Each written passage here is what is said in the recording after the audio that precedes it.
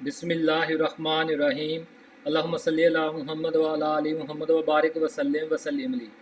Dear students, today we are discussing behaviors. I have already discussed the introduction of this topic in previous lecture. Behavior responses shown by organisms towards stimuli changes in environment. There are two types of behaviors: innate behaviors, ठीक है ना जी। फिर और दूसरे क्या होते हैं, learn behaviours. तो types of इनेट behaviours, instincts and learnings जो है वो, यानी कि ना हमने असल में ये टॉपिक्स पहले करने हैं: behaviours, types of behaviours, इनेट behaviours, types of इनेट behaviours and learning, instincts and learning. ये आज के लेक्चर के टॉपिक हैं। तो अब ज़रा देखें जो है behavior responses shown by organisms towards stimuli changes in environment, types of behavior, innate behavior, learned behaviors। innate behavior की definition आपकी किताब के अंदर, it is a collection of responses, ऐसे responses का मजमूआ that are predetermined, जो पहले से ही तयशुदा होते हैं, by the inheritance, विरासती तौर पर, और specific nerves, जो हमें नर्वस सिस्टम विरासती तौर पर मिलता है उनके ज़रिए से, और जो हमारे बॉडी ऑर्गन, देखें हमारी ज़ुबान है, इसका बेसिक काम क्या है? टेस्ट करना, ठीक है, फूड को डाइजेस्ट करने में देना। तो ये इसका बेसिक है। तो ये हमें ज़ुबान कहाँ से मिली है? हमें इनहेरिटेंस से मिली है। इसमें जो टेस्ट बर्ड्स हैं, जो स्पेसिफिक नर्व्स हैं, वो हमें कहाँ से मिले? इनहेरिटेंस में। और साइटोप्लाज्मिक पाथवेज, यानी स्ट्रक्चर ऑफ द ऑर्गन्स और टिश्यूज़ इन मल्टी सेलर और यूनिसेलर ऑर्गेनिजम्स। तो प्लांट बिहेवियर्स इज़ इनेट, प्लांट्स के जितने बिहेवियर्स होते हैं इनेट। बेटा इनेट बिहेवियर्स जो हैं वो दो तरह से फ़ायदेमंद हैं। एक जो है वो उनको वो कोई ज़्यादा एनर्जी नहीं चाहिए, दूसरा जो है कि जो है वो यानी कि ना वो एनर्जी नहीं चाहिए, और ना ही कोई सेंट्रल कोई हाई किस्म का नर्वस सिस्टम चाहिए जो है। तो ये आपके डिटेल्स मैंने पहले पिछले लेक्चर में डिस्कस की हुई हैं। अब लर्नड बिहेवियर्स, लर्नड बिहेवियर्स की डेफिनेशन, ये डेफिनेशन जो मैंने लिखी है ये मेरी बनाई हुई है, ठीक है ना। इसका रेफरेंस मैं खुद हूँ, ये आपकी किताब में नहीं है। मॉडिफाइड रिस्पॉन्सेस, यानी हमारे बॉडी के ही रिस्पॉन्सेज जो मॉडिफाइड, देखिए मेरे हाथ का काम जो है वो मूवमेंट है, लेकिन कभी मैं इसको ऐसे कर दूँ, कभी ऐसे कर दूँ, कभी कोई चीज़ पकड़ लूँ, कोई घुमा दूँ, तो ये मेरे हाथ के रिस्पॉन्स को मैं क्या कर रहा हूँ? मॉडिफाइड कर रहा हूँ। तो ये मेरा लर्न बिहेवियर है by organ based on their experience, अपने experience and their inherited ability, ठीक है। और हमारी inherited ability to modify they, हम कितना उसको मॉडिफाई कर सकते हैं, ठीक है ना जी। तो वो भी, ये जो मॉडिफाई करने की जो एबिलिटी है वो हमारी इनहेरिटेड है। हम ह्यूमंस को जो है बड़ा बेहतरीन किस्म का नर्वस सिस्टम मिला हुआ है जो बेस्ट है, तो इसलिए। तो अब बेटा जी अगला जो है वो देखें, टाइप्स ऑफ इनहेट बिहेवियर्स। इनहेट बिहेवियर्स को हम दो कैटेगरीज में डिवाइड करते हैं: ओरिएंटेशन एंड, जो कि डायरेक्शनल बेस हैं, ठीक है, यानी directional, non directional, reflexes and instincts. तो पहले ओरिएंटेशन जो कि डायरेक्शनल बेस है, और टू टाइप्स, काइनेसिस जो कि रैंडम डायरेक्शन होती है, और टैक्सेस जो कि जो है वो towards our away from direction होता है, स्टिमुलस की तरह। काइनेसिस, आगे किताब में ना काइनेसिस की स्पेलिंग गलत है, इसको सही कर लेना। It is a behaviour in which an organism changes the speed of random movements which help them to survive in the environment, यानी वो अपने बिहेवियर को, अपने रिस्पॉन्सेज को जो है वो different speed of random movements, यानी उनकी स्पीड को जो शो करने की उसको बदलते रहते हैं ताकि एनवायरनमेंट सर्वाइव कर सकें। मसलन या ये पिली बग जो है, इसकी एक एग्जांपल दी गई है कि ये डिफरेंट डायरेक्शंस में जो है वो देख लें जो है वो हरकत करता रहता है to search water for their survival. This type of behaviour enables pill bugs to reach the moist area which is required for their life. Taxis जो कि डायरेक्शनल है, वो काइनेसिस नॉन डायरेक्शनल थी, ये डायरेक्शनल हो गई, ठीक हो गया ना जी। तो in contrast to the kinesis, a taxis जिसका प्लूरल जो है टेक्सस ई एस है गया, is a directed movement either towards और पॉजिटिव। तो जैसे देखें ये मॉथ्स मैंने दिखाए हैं जो कि लाइट की तरफ जा रहे हैं, तो ये क्या हो गया? पॉजिटिव टेक्सस हो गई। तो अब बेटा जी यह टाइप्स ऑफ इनेट बिहेवियर्स जो है उसकी दूसरी किस्म कौन है? ओरिएंटेशन हम डिस्कस कर लिया, दूसरी कौन है? Reflex and instincts. तो there are many extreme reflex and instincts जो हैं, इनकी कुछ एग्जांपल्स आपके सामने रखी गई हैं। तो डेफिनेशन हमने रिफ्लेक्सेस की पहले पढ़ी हुई हैं, इंस्टिंक्ट्स की आगे पढ़ लेंगे। तो complex behaviors and include biological rhythms, ठीक हो गया ना जी, बायोलॉजिकल क्लॉक्स जिन्हें हम कहते हैं, जैसे हमारा हार्ट का बीट करना है, लंग्स का ब्रीथ करना है, तो वगैरह वगैरह। टेरिटोरियल बिहेवियर्स देखें, ये टेरिटोरियल, यहाँ पे एक टाइगर जो है वो दरख्त के ऊपर जो है वो निशान लगा रहा है अपने इलाके का, ये शो करने के लिए कि इस इलाके में मैं जो है वो प्रीडेटर हूँ। तो कॉर्डशिप जो है, जैसे ये मोर जो है, फीमेल पीकॉक जो है वो डांस कर रहा है मेल पार्टनर को जो है वो चूज़ करने के लिए। इस तरह से मीटिंग्स जो है वो, जैसे ये जिराफ्स में मैंने दिखाई है। अग्रेशंस जो है वो टेरिटोरियल इलाके में अगर कोई दूसरा आता है तो उसके डरा धमका के भगाना, ठीक है जी। एल्ट्रूजम्स, एल्ट्रूजम बेटा जी जो है, इसमें जो है ना वो एक पॉपुलेशन में से कोई एक इंडिविजुअल जो है वो अपने आप को सेक्रीफाइस करता है प्रीडेटर के लिए, दूसरों को बचाने के लिए, ताकि दूसरे वो आसानी से खुराक हासिल कर सकें। तो बाज़ औक़ात वो खुद उसका शिकार भी हो जाता है और बच भी सकता है। तो इस तरह से है। सोशल ऑर्गेनाइजेशन जैसे मंकीज़ में पाई जाती है।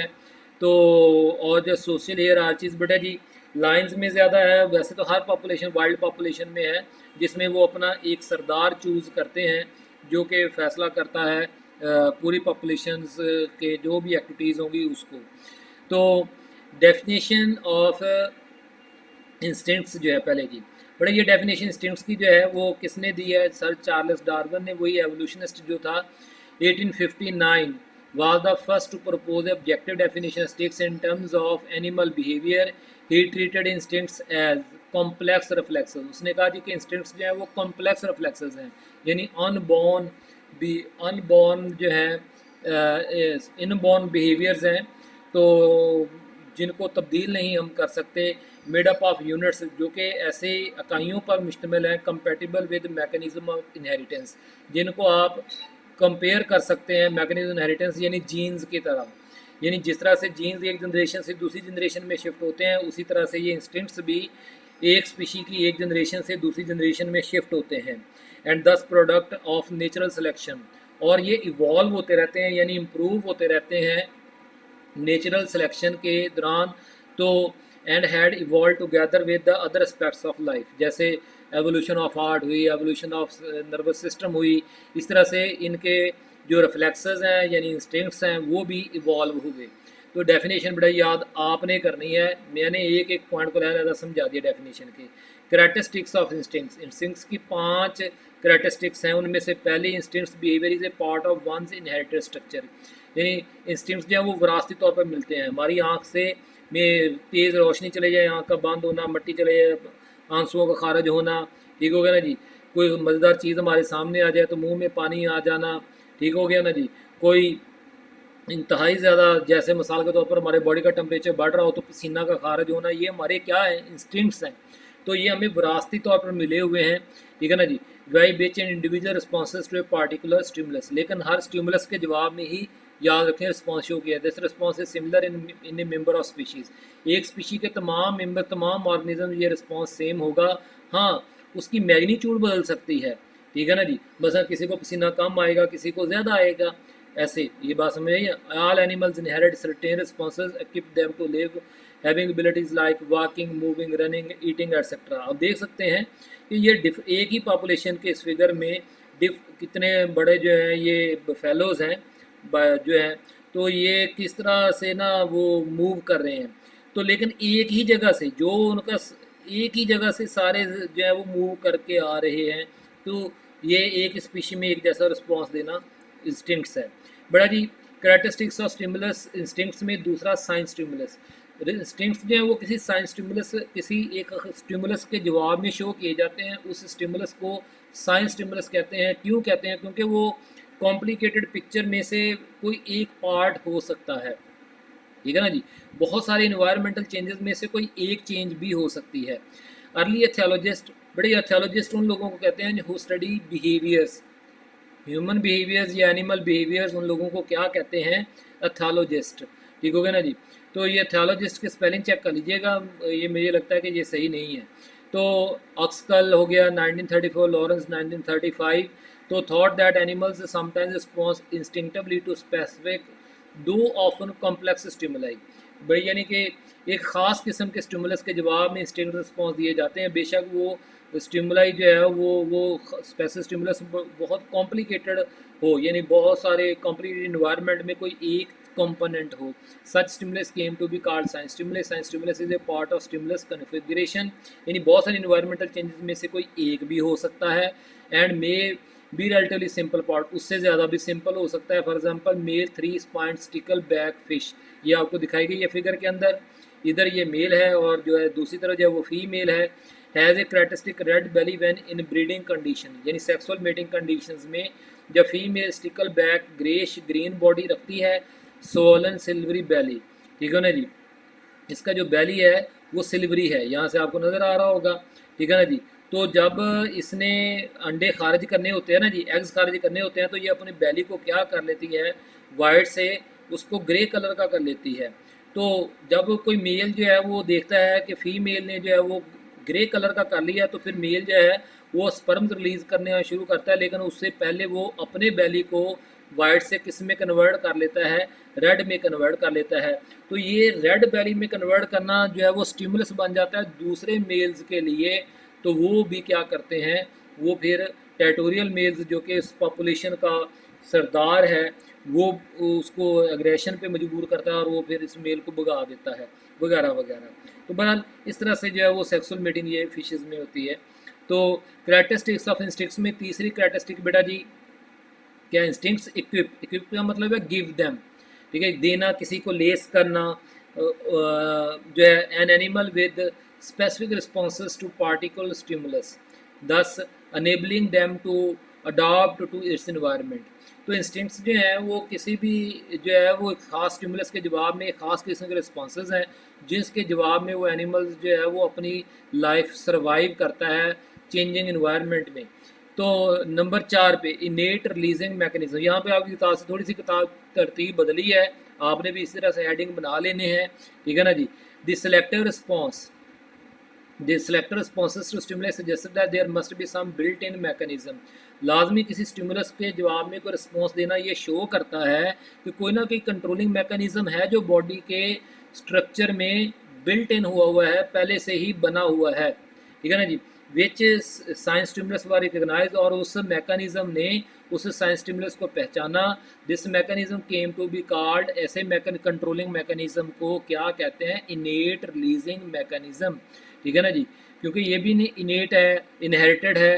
The important aspect of this concept is that mechanism is envisaged, ये मैकेनिज्म कवर करता है, एनविसेज्ड मीन क्या है, कवर करता है एज बीइंग इनेट, ठीक है ना जी।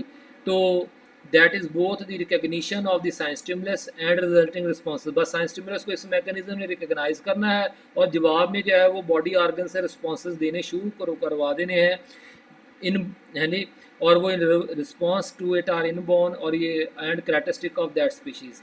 Instincts can equip an animal with series of responses. Instincts ये एक एनिमल्स को बहुत सारे रिस्पॉन्सेज, यानी एक साइंस स्टिमुलस के जवाब में एक एनिमल जो है वो बहुत सारे responses set step by step show कर सकता है। बड़ा ये एक एग्जांपल आपकी दी जा रही है तो वो आपको बड़ी समझने में हेल्प करेगी। तो दिस इज़ जो इंस्टिंक्ट्स हैं is an important for animals that are with short life span and with low little parental care. For example a female digger wasp, ये आपको दिखाई गई है। डिगर वेस्प जो है एमोफिला एड्रियनसाई, ये इसका साइंटिफिक नेम है, प्रिपेयर्स ए नेस्ट। जब वो साइंस स्टिमुलस उसको मिलता है ना तो वो पहले अपना नेस्ट बनाती है। आपने देखा होगा दीवारों के ऊपर ना मिट्टी के ऐसे घरोंदे से बन जाते हैं, वो इसके नेस्ट होते हैं। फिर दूसरा रिस्पॉन्स क्या देती है, कैचेज कैटरपिलर। साइंस स्टिमुलस एक था, लेकिन रिस्पॉन्स नंबर 2 कैटरपिलर, जी आपको मैंने कैटरपिलर पकड़ते हुए दिखाया गया है। किल्स दैम, उनको अपने डंग से मारती है। पुट दैम इन नेस्ट, उनको नेस्ट में रखती है। नंबर 5 में पांचवा रिस्पॉन्स फिर अंडे देती है उन कैटरपिलर्स के ऊपर, फिर नेस्ट को बंद करती है। After doing that she dies, खुद जब वो मर जाती है, ठीक है ना जी। जो मेल होता है ना जी, मेल वो अंडे नहीं देता, बाकी सारे काम करता है, ठीक है जी। तो वो हेल्प करता है फीमेल की जो है। तो नंबर 7 8 पे दी लार्वी आफ्टर इमर्जिंग, अब क्या होगा, लार्वी अंडों से लार्वी बनेंगे, लार्वियों से जो है वो लार्वी जैसे बाहर निकलते हैं from the eggs start feeding on the caterpillars. अब उनको कौन सिखाता है कि ये तुम्हारी खुराक है, तो बेटा ये कैटरपिलर की मौजूदगी ही जो है वो एक साइंस स्टिमुलस है, और उस साइंस स्टिमुलस के जवाब में ये 8 रिस्पॉन्स देना शुरू कर देता है हर जो है वो डिगर वेस्ट जो है bye there mother before death and grow to digger wasp. All this is completed within few weeks and is done by instincts of digger wasp which may be responding to the perception. Perception का मतलब है वसूलना, किसी चीज़ को देख लेना, observe कर लेना ऑफ ए कैटरपिलर। तो जो कैटरपिलर है वो क्या बन जाता है, उस लार्वी के लिए जो है वो साइंस स्टिमुलस बन जाता है। बेटा जी मॉडिफिकेशन इन लर्न, आखिरी बेटा जी आज के लेक्चर का पॉइंट जो है ये मैंने बीच में से पैराग्राफ में से निकाला है। पैराग्राफ में से जो भी हम पढ़ के ना इमीडिएट रिलीजिंग मैकेनिज्म, इससे ऊपर ये लाइंस मौजूद हैं, वहाँ पे आपने ये हेडिंग बना लेना है। लेकिन मैंने इसको एंड पे इसलिए डिस्कस किया है ताकि आपके कंपैरिजन है between learned and instinct behaviours. Learning on the other hand, definition नहीं है ये, learning on the other hand depends on the experience in one's own life. ठीक है ना जी। मसलन आपने जो है वो साइकिल चलाना सीखा, तो किस तरह से सीखा, वो आपका एक्सपीरियंस है, और फिर आप उसके मुताबिक जो है वो मोटरसाइकिल भी चलाना सीख लेते हैं, फिर मोटरसाइकिल के मुताबिक जो है गाड़ी चलाना सीख लेते हैं। This is occur to depends upon the development and evolution of nervous system. तो रिस्पॉन्सेज को मॉडिफाई करना, एक्सपीरियंसेस, बैकग्राउंड नॉलेज, ठीक है, और एबिलिटी ऑफ बॉडी ऑर्गन्स, इसका तल्लक किसके साथ है कि आपको नर्वस सिस्टम बाय एवोल्यूशन कितना एडवांस मिला हुआ है। ठीक होगा ना जी। तो इसलिए so the higher animals have higher level of learning. ठीक है, यानी इंस्टिंक्ट्स को ही मॉडिफाई करना लर्निंग कहलाता है। लेकिन हायर एनिमल्स में चूँकि नर्वस सिस्टम ज़्यादा वेल डेवलप्ड होता है, इसलिए वो ज़्यादा लर्निंग करते हैं। Lower animals because of poorly developed nervous system to response to particular stimulus learn very slowly and even in some cases do not have the ability. मतलब lower animals में तो कुछ ऐसे हैं कि जो बिल्कुल ही नहीं करते। याद रखें, मैंने आपको पहले बता दिया था, प्लांट्स के जितने भी रिस्पॉन्सेज होते हैं वो क्या होते हैं, इनेट होते हैं। बेटे कोई भी सवाल हो व्हाट्सएप पूछे। अल्लाह ताला हम सबका आमीन नासर हो, आमीन। शुक्रिया।